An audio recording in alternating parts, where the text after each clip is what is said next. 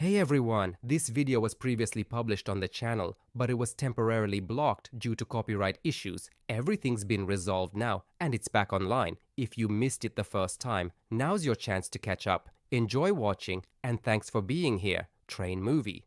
3 feature films, 2 animated movies, books, and video games, yet nowhere is it directly stated how he got his eyes, the ones that can see in the dark. How did this thief and murderer acquire such unusual abilities? According to Riddick himself, in the first film, Pitch Black, he had surgery on his eyes in prison, in exchange for 20 menthol cigarettes.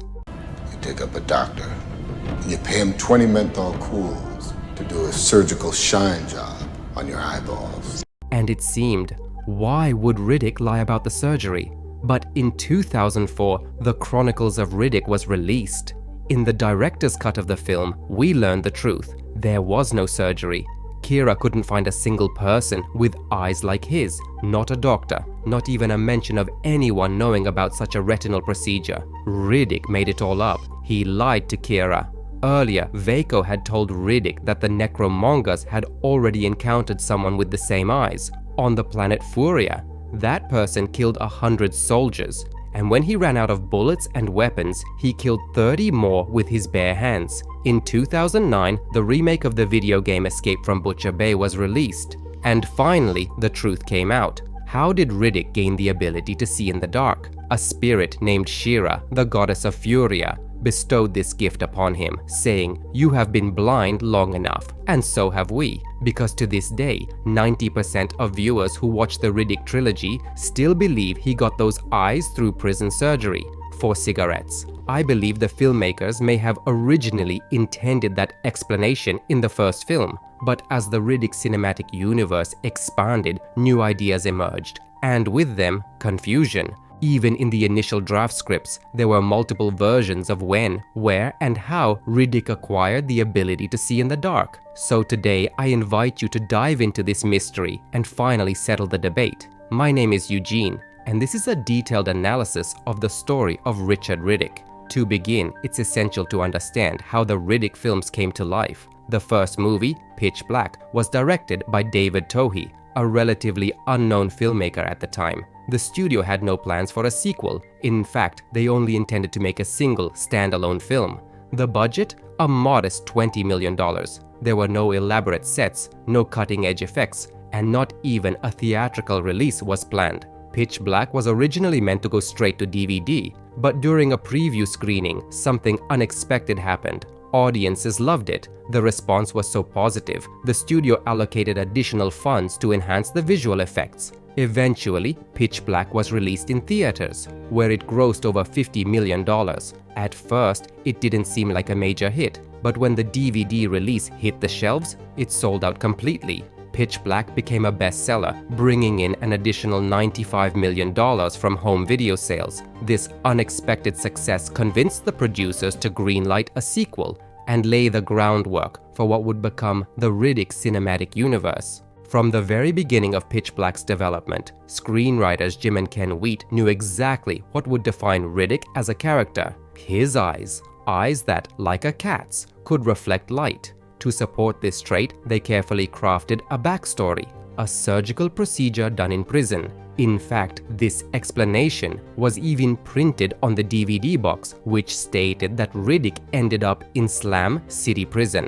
What made Slam City so unique? Total darkness. The prison blocks had no artificial light. The only illumination came occasionally from moonlight, just enough to see the faintest outlines of your surroundings. And even then, no other light sources were used. Escaping blindly from such a place? Impossible. But the guards had an advantage. Every single one of them had undergone retinal surgery, performed in the prison's medical unit, a procedure that allowed them to see in complete darkness. These people were known as shiners, enhanced for night vision through medical technology. But Riddick knew all the secrets of Slam City. During his transfer to Slam City, Riddick was placed in cryosleep. But upon arrival, the prison chief insisted he be awakened, just to confirm he was still alive. The moment Riddick opened his eyes, he calmly killed one mercenary, overpowered another, and holding the second one hostage for just a few seconds, stole their translation fee and their menthol cigarettes.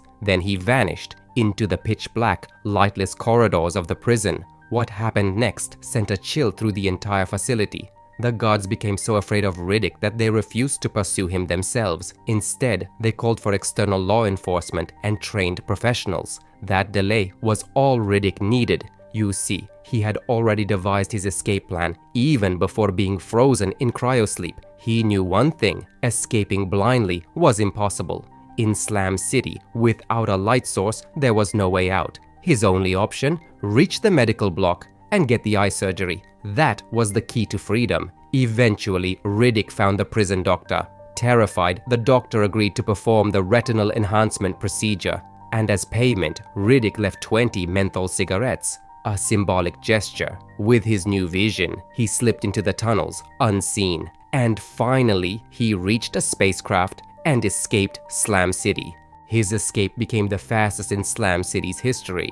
Just 11 hours and 22 minutes after arrival. This version of events wasn't the only one in circulation, but over time it became the most widely accepted. If you read the draft screenplay of Pitch Black, you'll notice something curious. Every time someone asked Riddick about his night vision, he would joke, deflect, and invent a new story. Every single time. In one version, he claims he washed his head with some unknown shampoo, which accidentally got into his eyes. After suffering excruciating pain, he rinsed it out only to discover that his vision had changed forever. Of course, this story is completely absurd, especially considering that Riddick doesn't even have hair on his head. This entire idea is strikingly similar to how the Joker in The Dark Knight told a different version of how he got his scars. Every time someone asked, "Well, you look nervous. Is it the scars? You want to know how I got them?" There were many other absurd stories about how Riddick got his eyes. Most of them never made it into the final cut of Pitch Black, but in the end, one version stuck. The tale of a surgical operation in exchange for 20 menthol cigarettes became canon, at least until the release of the Chronicles of Riddick in 2004. After the unexpected success of the first film, the creators faced a new challenge. How do you expand Riddick's story into a full franchise? The studio wanted 3 more films, and that meant giving Riddick something more. The solution? Transform him from a gritty anti-hero into a mythic figure, a man with a mysterious past and an inevitable future. Thus, the lore began to evolve. Prophecies were introduced, new races, the Necromongers, the planet Furia, and superpowers. The Chronicles of Riddick was radically different from Pitch Black. Riddick was no longer just a convict and killer. He was now the chosen one, the last survivor of Furia, a man destined to fulfill a cosmic mission, both savior and avenger. And with this shift in tone, the creators decided to rewrite Riddick's origin story. But here's the thing, you'd only notice this in the extended director's cut. The theatrical version left out crucial scenes, visions, hallucinations, and the appearances of the goddess She-Ra. In the extended cut, we discover that Riddick's powers, including the Furian Rage, an uncontrollable burst of energy, were actually gifts bestowed upon him by She-Ra herself. She chose him so he could defeat the Necromongers, avenge his people, and one day restore Furia. It's time to take a closer look at the second film, where the creators left behind numerous clues about Riddick's true identity. First, it becomes clear Riddick is different. He was born under extraordinary circumstances. As a newborn, he was suffocated by his own umbilical cord, and yet he survived. But this wasn't luck. She-Ra had other plans for the Furian. Even in that moment, she refused to let him die. Details surrounding Riddick's early life are scarce, just fragments scattered across the lore. We know this much: the future Lord Marshal of the Necromongers ordered the extermination of all Furian infants, and Riddick was no exception. He was killed. But then something happened. The exact details remain unknown. We don't know who found him, only that he was discovered inside a crate, alive, miraculously alive. All signs point to divine intervention from She-Ra, the goddess of Furia. Throughout his life, She-Ra repeatedly stepped in, ensuring his survival. She saved him on the day of his birth. She awakened him from cryosleep as his ship entered the atmosphere of Helion Prime. But the most important revelations came later. On the planet Crematoria, there we see 3 key moments. Let's start with the first. During Riddick's initial reunion with Kira, an unsettling truth is revealed. He lied. He lied about the doctor, about the surgery, about how he got his eyes. In the original script, their exchange was longer and more emotional. Kira tells him she searched every prison he had ever been in, and yet, in none of them, not one, was there any record of a doctor performing eye surgeries, not a single mention of the procedure. And then she asks, "Why did you lie to me?" The second significant moment is the appearance of the Hellhounds. You may have noticed that these creatures have the same glowing eyes as Riddick. If we look at a brief description of the Hellhounds, we find equally important information. These animals are native to the planet Furia and were considered its apex predators. Due to the planet's extended periods of darkness and the abundance of local fauna, the Hellhounds evolved the ability to see in the dark. This suggests that night vision is a natural evolutionary trait of Furia's native life forms. The third, and perhaps most critical moment, occurs in a scene exclusive to the extended version of the film. When Vako attempts to kill Riddick, Shira intervenes once again, activating the mark of the unconquered race. Just as Riddick's night vision once awakened, this mark grants him superhuman power. When activated, it releases a shockwave so powerful that it hurls everyone nearby several meters away. Unfortunately, Riddick still doesn't know how to control this ability, and he immediately passes out afterward. This moment, however, demonstrates that Furians possess supernatural powers, even by the standards of their universe. It also hints at Riddick's potential for even greater strength in the future. On the planet Crematoria, Riddick is recognized as an Alpha Furian, solidifying his unique status. This is further reinforced by the Necromonger priest, a former Furian himself, who recognizes Riddick's strength and sees hope in him. I believe he knew enough about the capabilities of the Furian people, and that's why he chose to save Riddick, sacrificing his own life in the process. On April 7th, 2009, the remake of the video game Escape from Butcher Bay was released. At first glance, it didn't differ much from the original, but it did include several notable changes. Right at the beginning, we see a new scene unfold. On the same snowy planet where the Furian had been hiding for years, Shira comes to Riddick once again and says, "I didn't give you this gift so you could hide." A long journey awaits him. He is capable of much more, but Riddick denies it, brushing it off as the politeness of a prison preacher. To which Shira replies, "You can't change the truth. Sooner or later, you'll have to fulfill your destiny." Later, Riddick is brought to a correctional facility, and this time, he's not in cryosleep.